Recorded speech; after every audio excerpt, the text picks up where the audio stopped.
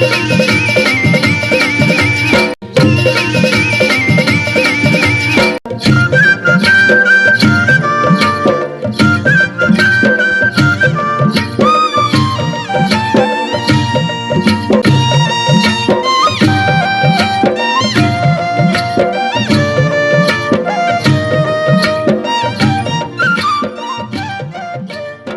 रोजवल्यापासून ते काढणीपर्यंत आणि पिकाच्या मुळापासून ते शेंड्यापर्यंत अनेक प्रकारच्या किडी हल्ला करत असतात। या किडी मात्र आपणाला समजावून घ्याव्या लागतील आणि ह्या समजावून घेण्यासाठी त्याचा जीवनक्रम आपणाला बघावा लागेल।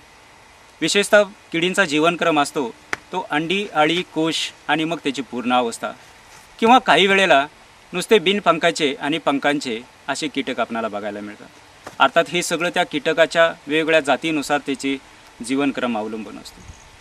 पण पिकामध्ये दिसणारा एखादा जरी फुलपाखरू असलं किंवा एखादा जरी पतंग असला तरी आता पिकावरती ह्या किडी हल्ला करणार आहेत ह्याचं एक आपणाला सूचकता दिसते।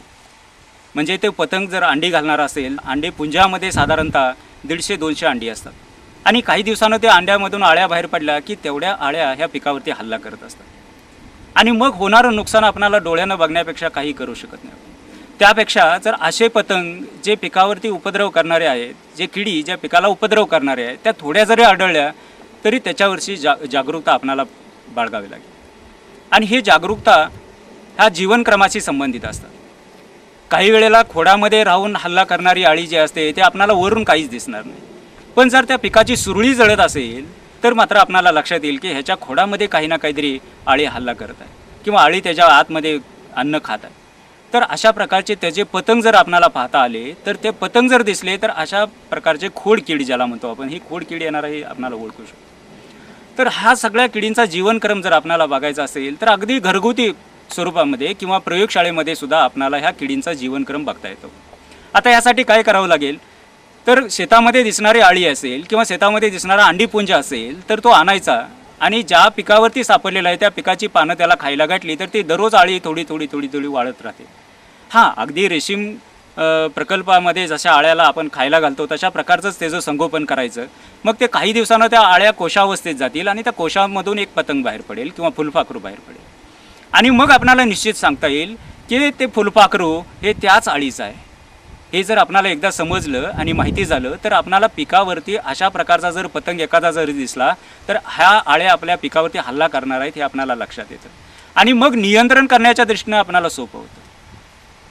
ह्या पिकांचा जीवनक्रम पाहण्यासाठी आपणाला काही प्रयोगशाळेमध्ये सुद्धा करावे लागतील। हां, आता तुमचा समज असा होईल की आम्हाला प्रयोगशाळा कुठली, तर बांधवांनो आपणाला जवळच्या कृषी महाविद्यालयामध्ये, अगदीच नसेल तर कृषी महाविद्यालयामध्ये, अगदीच शक्य नसेल तर आपणाला कृषी विज्ञान केंद्रामध्ये किंवा पंचायत समितीचा कृषी विभाग असेल, जिल्हा परिषदेचा कृषी विभाग असेल, अगदीच शक्य नाही झालं तर कोणत्याही महाविद्यालयाच्या तुम्ही सायन्स विभागामध्ये जर गेला, विज्ञान विभागामध्ये जर गेला तर तुम्हाला अशा प्रकारची माहिती मिळू शकेल। आपल्या जवळचंच कराडच्या जवळ असणारं सद्गुरू गाडगे महाराज कॉलेजच्या वनस्पतीशास्त्र विभागामध्ये आणि पीक संरक्षण शास्त्र विभागामध्ये अशा प्रकारची माहिती मोफत दिली जाते। ह्या शेतकऱ्यांच्या सोयीसाठी आपण शेतकरी ग्रंथालय केलेलं आहे आणि त्या माध्यमातून शेतकऱ्यांना ह्या पिकांची आणि किडींची आणि त्याच्यावरती पडणाऱ्या रोगांची आणि ते कसं नियंत्रण करायचं याच्याविषयी खूप माहिती आपल्याला मिळू शकते। तर चला शेतकरी बांधवांनो, आपण ह्या किडींचा जीवनक्रम कसा अभ्यास करता येईल हे आपण पाहू।